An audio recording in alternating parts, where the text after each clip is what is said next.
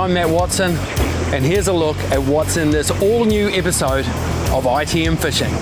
If you really want to grind it in, you don't have to push it in with your fingers, the natural organic way, and you get to season your kingfish at the same time. For our barbecued kingfish wing, a lemon, a red onion, some olive oil, pepper and salt. And if you take a look at that skin that has gone crispy, that there is amazing. That is amazing. In this episode of ITM Fishing, we have our most thorough ever look at how to catch, care for, clean and prepare fish to get the most yield and the best possible eating quality. I'm looking at the fat in there, the pearliness, the quality of that produce. That is as good as you're going to get anywhere. So good, man. In part one, we covered the best time to catch fish in good eating condition, plus how to identify and select good quality eating fish. A little bulge down there by the anal fin. Then how to properly kill, bleed and care for the fish before we remove the scales. If you can keep the skin on, you get to retain all of that oily goodness. And finally, removing the guts and gills, then cleaning thoroughly and getting the fish chilled right down, ready for the next stage. I'm gonna pack that full, the inside of that gut, so it's chilling from the inside out. And I want to leave it in there for a bit to set.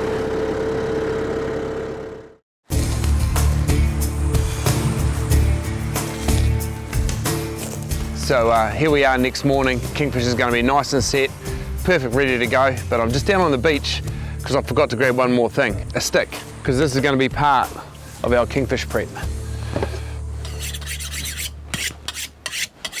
Well, here's the star of the show, the kingfish. It's been setting overnight, and to be honest, I do prefer to leave it 6 hours plus. So this fish will be nicely set, scales are off.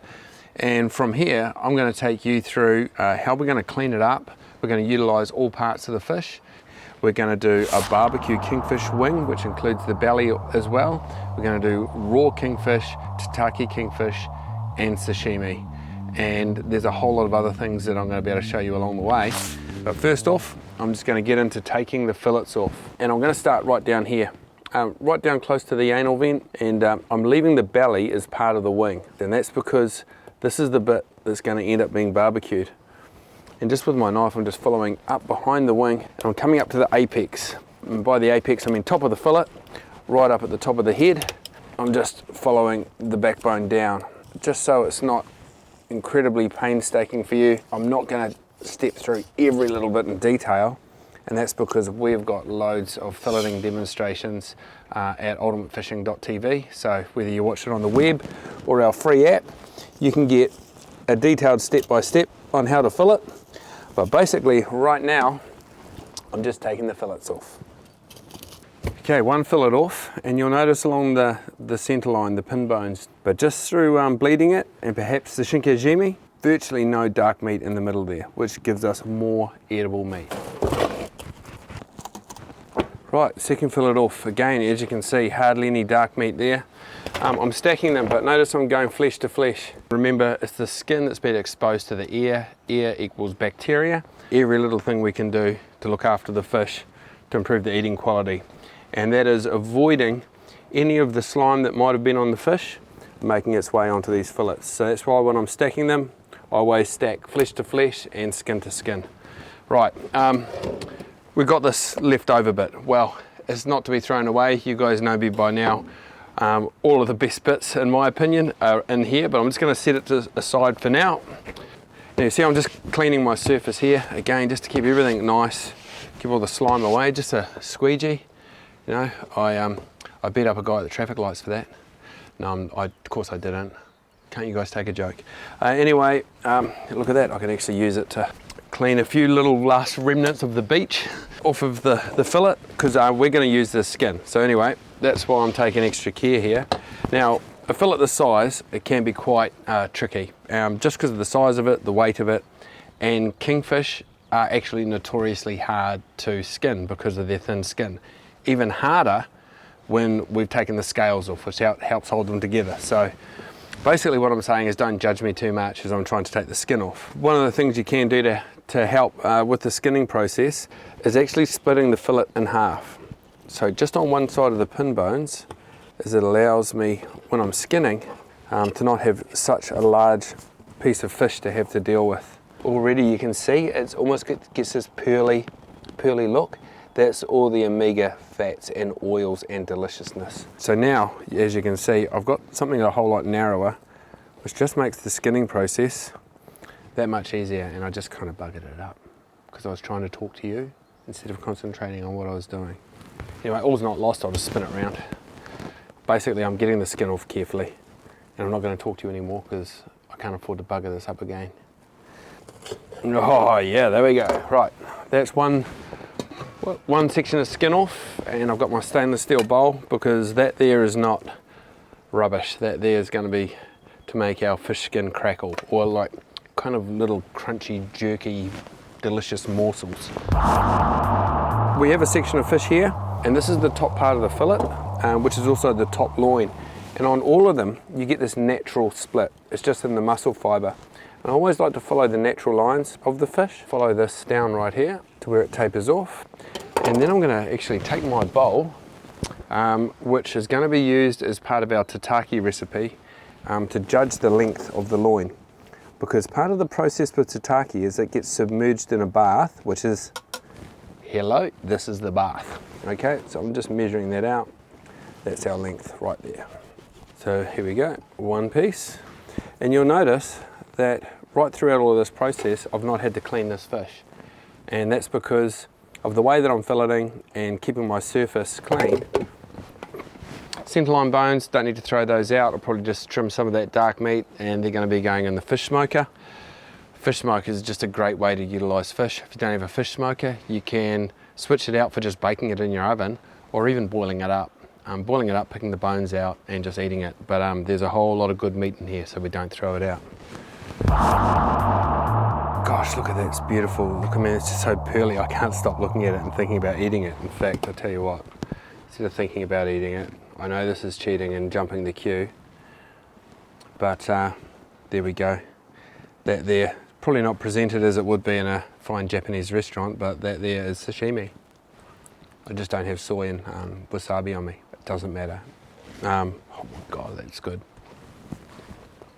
Anyway, so to my point, where I was this here is a nice piece for sashimi. So these other bits from the top part of the fillet, I'm just going to throw in my container here, and I'll deal with those sashimi pieces later on. So just to recap that, if we're looking at a whole fillet, this very top part of the loin, that's going to be our sashimi piece.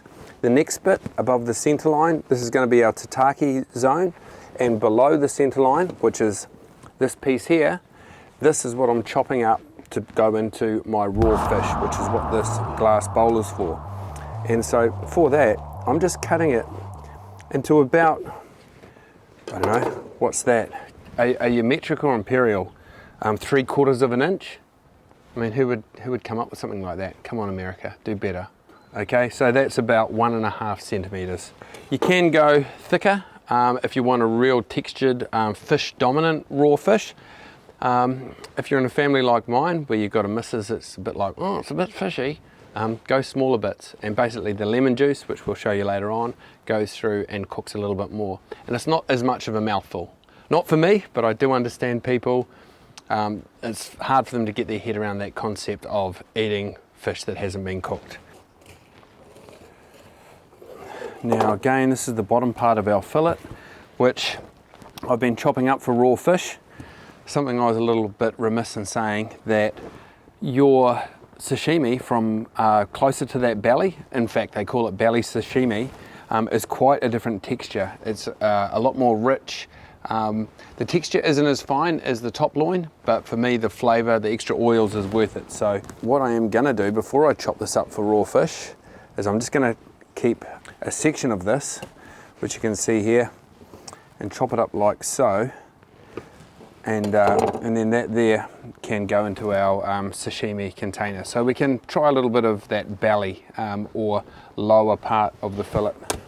for sashimi, and the rest of this dicing up and going into our raw fish. Well, here's everything here from the fillets, the flesh of the kingfish, which is looking amazing. We've got these sections here which we're going to turn into our tataki.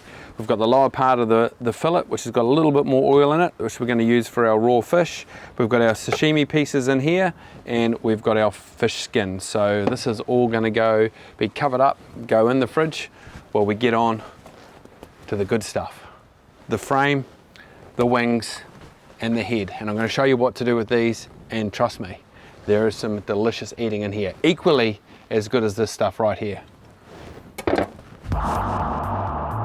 Okie doke, with the fillets out of the way, onto the good stuff. We've got three parts here. We've got the frame, which we're going to section up. That can be dusted in flour and baked or pan fried. The wings, I love smoking the wings. However, I'm going to show you how to do it in the barbecue, which you can also do in the oven as well, because not everyone's got a fish smoker.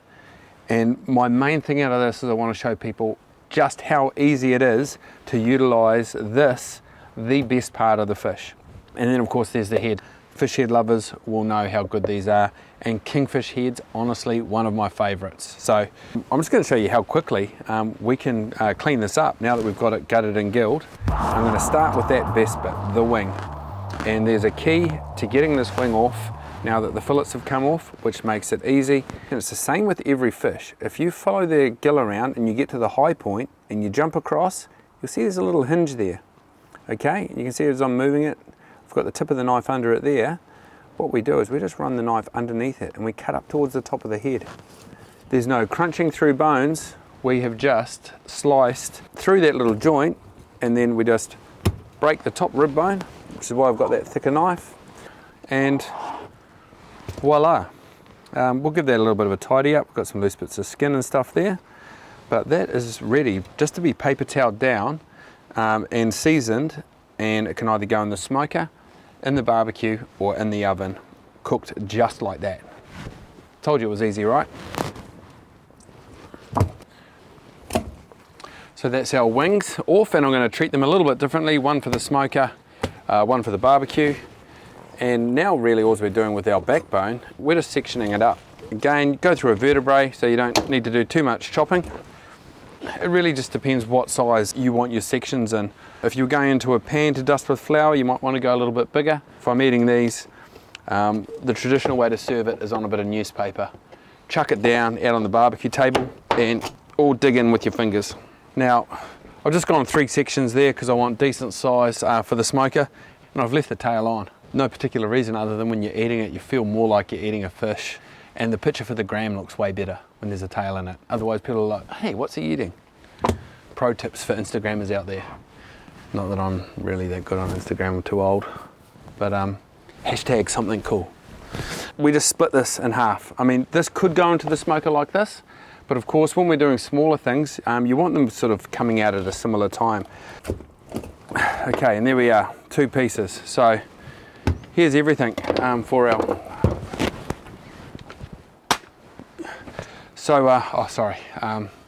bit of pest control, and it's got the added advantage of pre-salting your wings. In fact, if you really want to grind it in, you don't have to push it in with your fingers.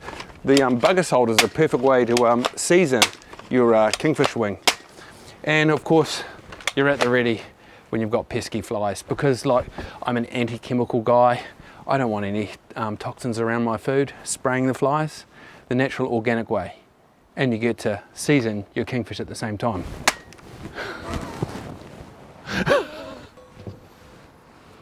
And of course, oh look at that, a little offcut.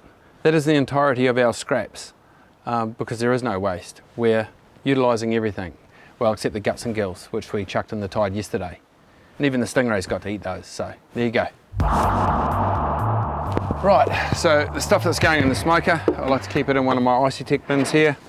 I've got one of these big slicker pads, just keeps everything nice and cool. I'm trying to keep everything dry inside here, so we can give it a paper towel down, and then as it goes in, I'm just sort of stacking it in there, all of the stuff, and I'm pre-salting it. Like I say, I do like to use a wee bit of honey and a little bit of soy as well. People that do fish smoking come up with their own brines, all sorts. I like to keep it pretty simple, but the sooner you can get the salt on, the better. So that'll sit in there for a few hours at least. Mainly because right now what I've got to do is get on to preparing the raw fish, the tataki, the sashimi and the barbecue kingfish. Meanwhile, this is going to stay nice and cool inside the bin here, ready for me to go into the smoker. Now, I'm not sure if I'm going to have time to show you through the fish smoking process, but what I can tell you is we've already got videos done smoking fish in my fish smoker around the back here, which you can check out at Ultimate Fishing TV. Just like anything, right from the catching of the fish through to the care and the prep. It's all at ultimatefishing.tv. That's all in there. This one is coming in for the barbecue, and we're going to take it inside. Well, actually, I think the missus has got me out on the deck because she's worried about me making a mess in the kitchen. But we're going to take it across to the deck and show you how we prepare kingfish 5 different ways. I think it's 5. Tataki, sashimi, raw fish, barbecue. 4 different ways.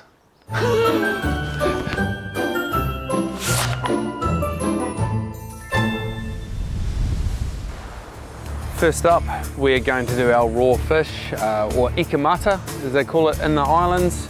And of course, we've got our diced up kingfish here.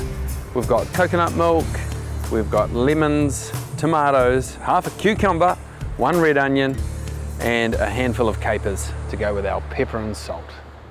So there's our ingredients. Now, I'm just going to run you through the process. The red onion, which you've got to make sure you finely chop the red onion. The cucumber, a little bit more chunky. We've got tomato, also chunky, gives it a bit of colour and flavour. Juice from the lemon, and of course our capers here. The first things that I mix through, finely chopped red onion, they go in right at the beginning, and that's because there's a little bit of acid in there that actually helps cook or cure the fish. But the main thing that's doing the curing or the cooking is the lemon juice. You can use limes as well, but today we've got lemons. So in there, all I've got is our finely chopped red onion and lemon juice. The reason I'm mixing it here is to get the juice across all of the fish. And once that's spread around, I'm just covering that with a plate and it's going into the fridge. I like it in there for about half an hour. You might want to go a couple of hours if you want it cured even more. Rightio, so that's been about 30 minutes and you can clearly see in here the cooking that's going on. It's just sort of marinated, I guess. That was the word I've been looking for all along.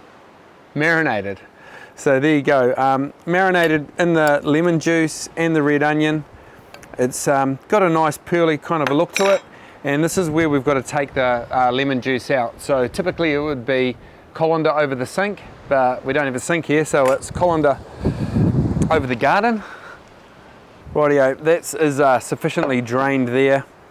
So we're just going to go back into the same bowl. We're just minus the lemon juice now, making sure I get as much of that red onion out because that's part of the flavour, the crunch and the colour of this dish once it's already all done. Next up we have capsicum. It's not capsicum, it's cucumber. And I was actually, I'm thinking capsicum because I normally put a capsicum in this. Bought one specially, left it in the fridge. So there's a pointer.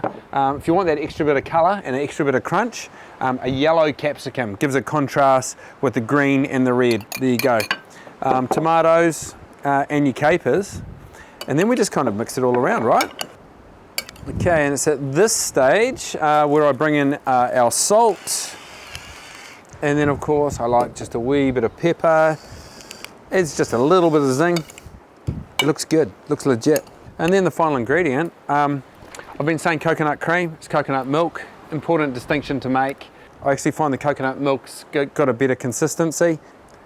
About that much. I don't know, what was that? Not even 1/4 cup.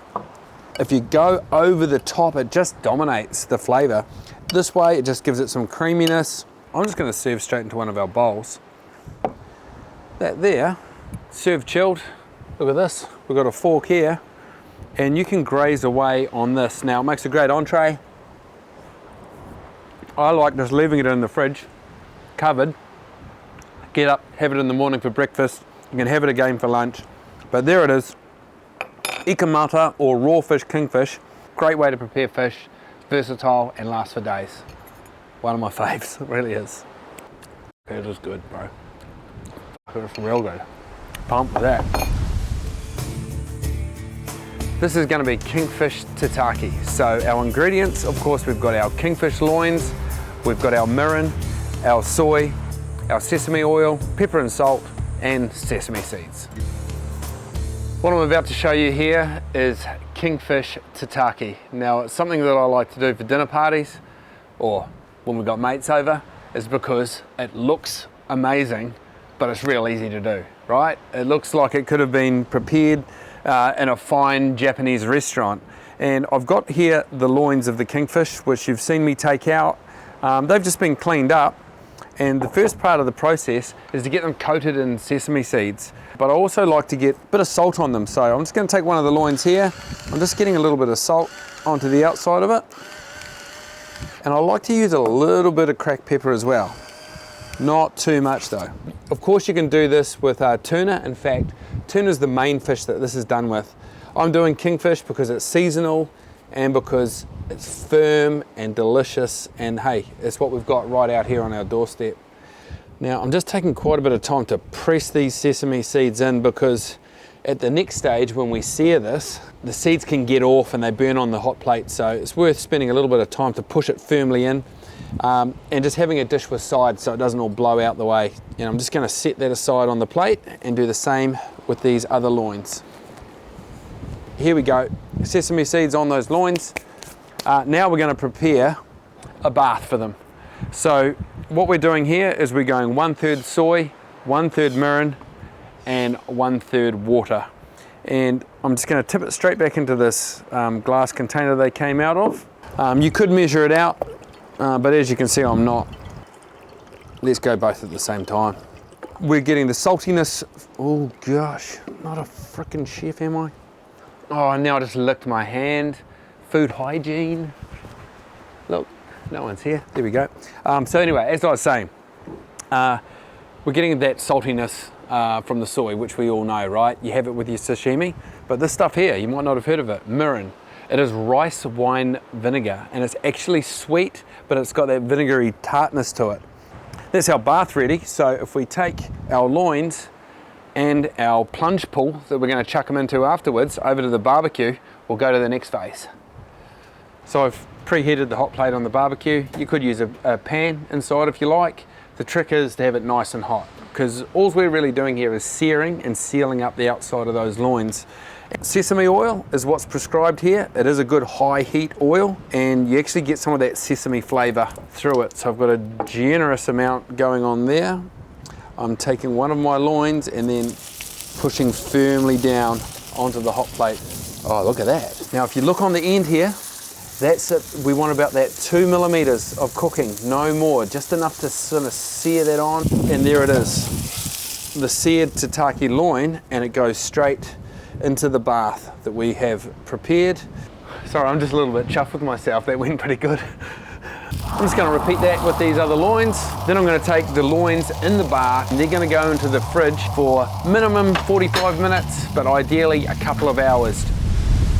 That's been about 45 minutes in the fridge there now. I do like to leave this one in a bath a little bit longer sometimes, but if you have a look at that there, you can actually see that it's absorbed in. It almost creates a glaze-like. But that flavor, the sweetness from the mirin, I don't know. The Japanese did it, they perfected it, I just follow it, because those guys, they really are the masters of seafood. Now I'm just going to place that loin there. I'm just going to move this off to the side. So what I'm going to do here is slice it up just like I would with sashimi. The only difference is I've got our mix of mirin, soy and water, and I'm picking it up and I'm letting it run down that sashimi blade. And what it does is with every slice, it does two things. It lubricates the blade, but it also leaves a very thin layer of our glaze that goes into every slice as it comes off. And with that all beautifully sliced up there now, it's literally there on the board ready to be served. We just need some chopsticks. Again, you could use your fingers, you could use a toothpick, you could use a fork. The rest of our loins, before I get too carried away eating these things, these go back in the fridge. Those loins, uncut, can stay in the fridge for 2 or 3 days. I've had them in there, and when people come over, you can have them prepared, ready to go, lift them out, paper towel them off, put them on your board like this, slice it up, you end up with something that looks pretty amazing, but you've seen how easy it is. Really, very simple to do. I use some of our good soy sauce. I don't even know what brand it is, I don't read Japanese, but I know this stuff is wasabi, and you eat it just like you do sashimi. The difference is, I've had quite a few rejections at dinner parties, and I mean, not personally, but rejections of doing straight sashimi. A lot of people, particularly white folk, can't get their head around the fact that, hey, that's a bit of raw fish, I've been brought up with it being cooked. Because this is seared around the outside, just seems to be a game changer for people. And you tell them it's been marinating. But the truth is, if we look inside there, I mean, that's the marinated side there, you can see. But if we look around this side, it's essentially sashimi.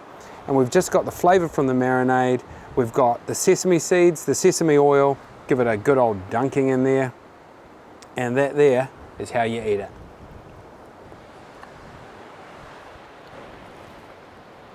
So good, man.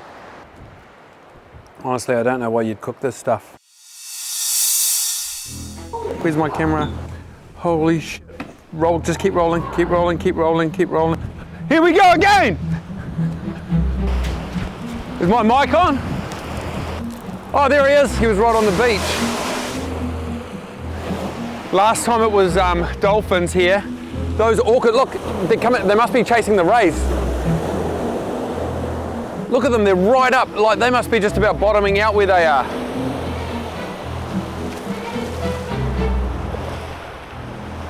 I've got my socks on, I don't care. Looks like they've had their fun, eating their rays. I guess it's time to go back to our cooking, preparing a kingfish. Things that you see when you're in your kitchen or standing on your deck. Okay, for our next step with our fish skin crackle, well, I've been preparing the rest of the fish. This has just been sitting in the fridge, uncovered, and that actually helps it dry out a little bit more too. And I've just got a rack here, and the only thing I've done with this rack is I've sprayed a little bit of oil on it, just to stop it sticking. Now, in the past, I've done this in the oven, I've done it in the Weber, and I've done it on the barbecue. And today, I'm going with the barbecue, because we've already got it hot to do our kingfish wing. And once again, like all the other stuff I do, it's real easy. Right, here we go, and she goes. About 20 minutes time, I'll give it a bit of a turn. Another 10 or 15 after that, it should start crisping up. Oh, look at that, all of that fatty goodness in there. Look at that, it's crisping up. Now this is where you start to relate it to pork crackle, don't you? Except pork crackle, that shit's gonna kill you. You're gonna get a heart attack. This here, all that oil and goodness, actually good for your heart. Particularly when it's washed down with beer. I made that last bit up. That is looking pretty darn good. I've just got a bowl here, and it all just plonks into the bowl. Look at that. Our fish skin crackle. So good. It's honestly like crunchy anchovies. Beautiful. I just had a pro tip there from our camera operator who's been sampling the food all day long. He said that would go mean on pizza. Just to give it that anchovy-like. Roll, just rolling, I'm your boss. I have permission to record this. I don't care. So, footnote, this one here won't let me bring this inside the house. Do not bring that inside. No, I'm not going to take it inside, I'm scared. Get another beer. No, well, I've got a mean boat shed. Want to come to the boat shed for some fish skin crackle and beers? Great idea. Yeah, okay.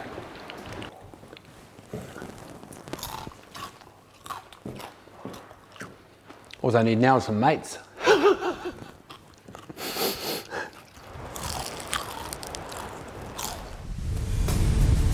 Sashimi Kingfish loin. Our ingredients, We've got a Japanese soy, which is for sashimi. We've got our wasabi sauce, a little bit of salt, some crushed ice for garnish, and of course the star of the show, our kingfish loin. Okay, so here we go, sashimi time.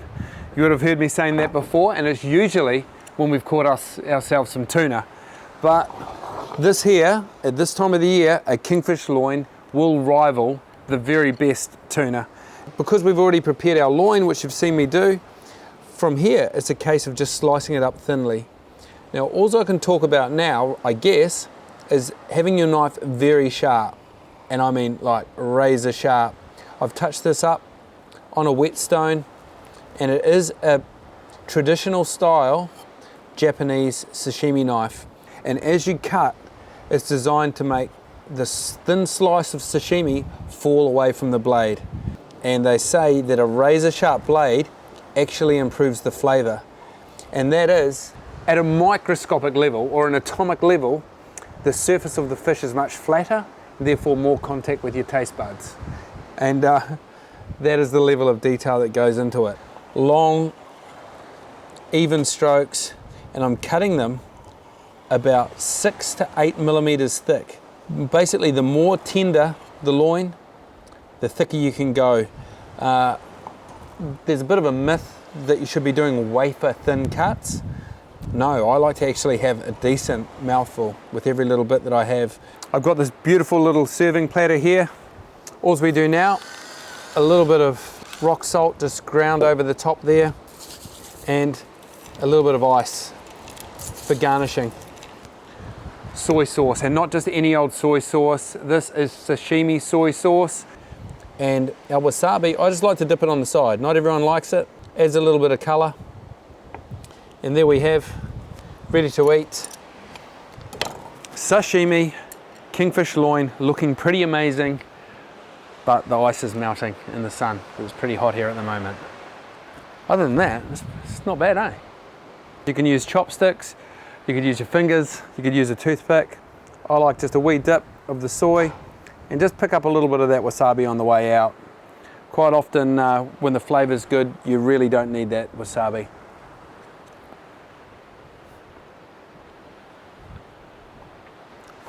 I mean, look at that, that's just falling apart. You can see all the fat in there, it's pearly. I challenge you to get a kingfish that's in condition like this, look after it as well as we've done it, and compare it to any of the best sashimi you've had anywhere.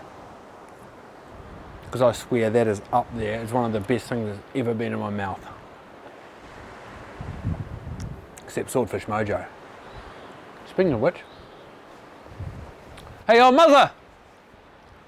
Chuck out a tin of Mojo, please! Sorry, just getting the marketing props lined up. Oh, where'd that can come from? That's not product placement, it just is Swordfish Mojo, the greatest beer ever made. Perfect accompaniment to sashimi, all fine things, but it goes great with potato chips, steak and cheese pies as well. In fact, it's just the best beer. This isn't product placement, it's just here.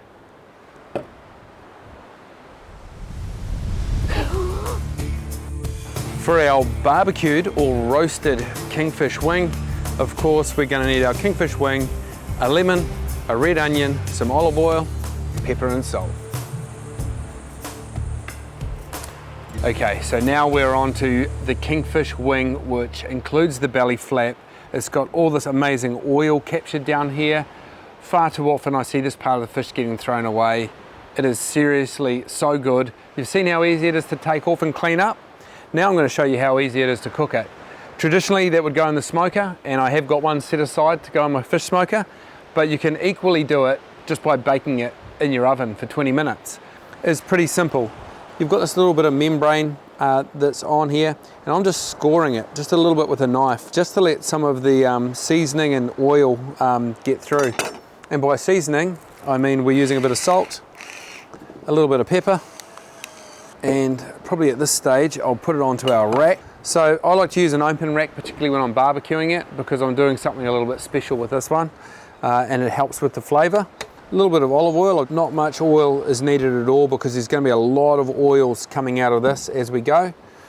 Then I'm going to take my red onion, And I'm just going to cut some onion rings out of this, partly for garnishing, but when you're eating it, they kind of absorb some of the flavour. And then I'm going to do the same with a few slices of lemon. Now you see I've put pepper on there already, and you've heard of lemon pepper before, right? Well, this is just like legit, made from scratch, lemon pepper seasoning. And you can see there in no time, the entirety of the prep is now complete and it's ready to go to the next phase. But before I do, I've just got to go and grab that stick that I got off the beach this morning. All right, okay, well, here's our stick, which we're going to be using for cooking our kingfish wing. Now, if you've followed any of my fish smoking stuff, which I do in this old bad boy here, my custom-made fish smoker, you'll know that my favourite timber to smoke fish with is Pūtakawa. And I don't know whether they absorb a whole lot of salt, spending a lot of time in the ocean, but the stuff I get off the beach, you get that really aromatic flavour that comes out. How I get that flavour infused into my kingfish wing is I chop it up with a chainsaw. Now, one of the tips that I have, instead of using chain bar lube, I use cooking oil. And so the cooking oil still lubricates the blade, but you're not getting that two-stroke flavour. And all should become clear.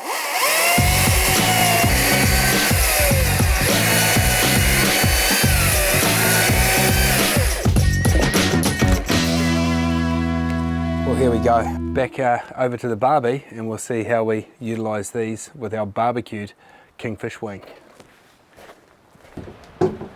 Well, here's our kingfish wing ready to go. And I've got the secret ingredient, just some slices of Pūtakawa that I've cut up. Now, I'm very aware that not everybody has got a fish smoker. So in my Fisher and Paykel barbecue here, you can get an insert for it, and you can do some smoking. Now, I will add the caveat, this isn't proper smoked fish. Essentially it's baking it, but we're getting the extra flavour from the Pūtakawa. A lot of people will say you could use Pūtakawa sawdust. The sawdust will go black very quickly and you can almost get a burnt flavour. These solid bits of wood, Pūtakawa, with that saltiness in it, will just smoulder away slowly and you just get that extra little bit of flavour in there. You don't have to use them, but I tell you what, it does make a big difference. Yep, and there we go. That is looking amazing. Let's take it on over here. In this wing here, we're going to have that Pūtakawa flavour, but one thing that you don't get in the smoker is that crispy skin.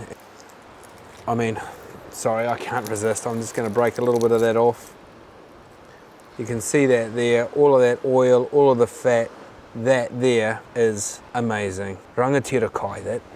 So I'm sorry, I've probably been doing this to you all day, but get a little bit of crunch, just like the fish skin crackle.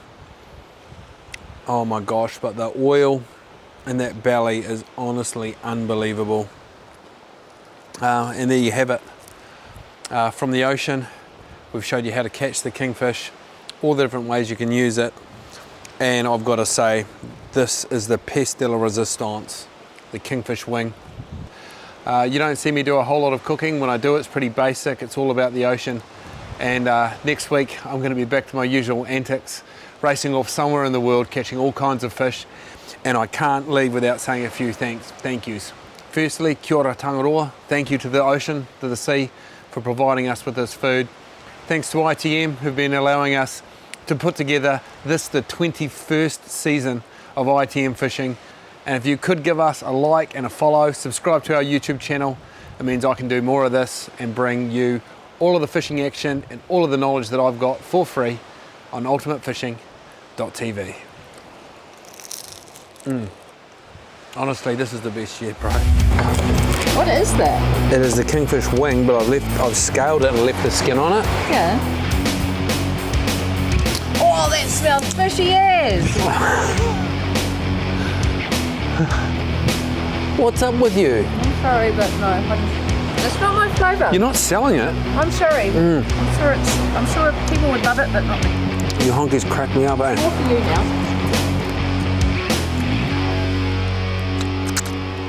Honest to God, that is the best I've ever done that. I've done that a few times, but that is amazing. No one ever throw that away, that bit of the fish. It is the best part.